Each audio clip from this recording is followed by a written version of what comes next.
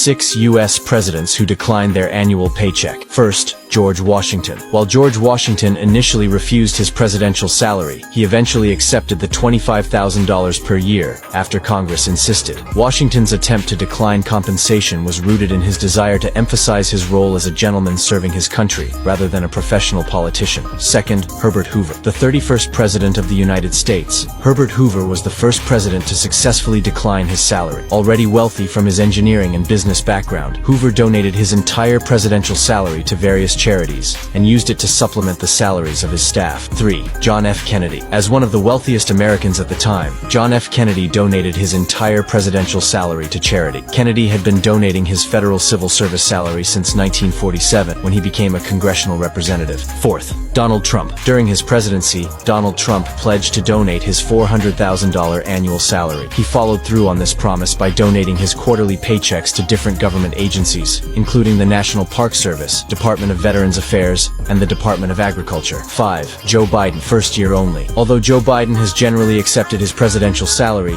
he declined his first year's Senate salary when he was first elected in 1973. He later became one of the lowest net worth senators before his vice presidency and presidency significantly increased his earnings. 6. Thomas Jefferson. Despite financial struggles later in life, Thomas Jefferson believed public service was a duty rather than a means for personal gain. He was reluctant to accept his presidential salary but ultimately did, using much of it to support government projects. Which of these presidents' actions surprised you the most? Let's discuss in the comments.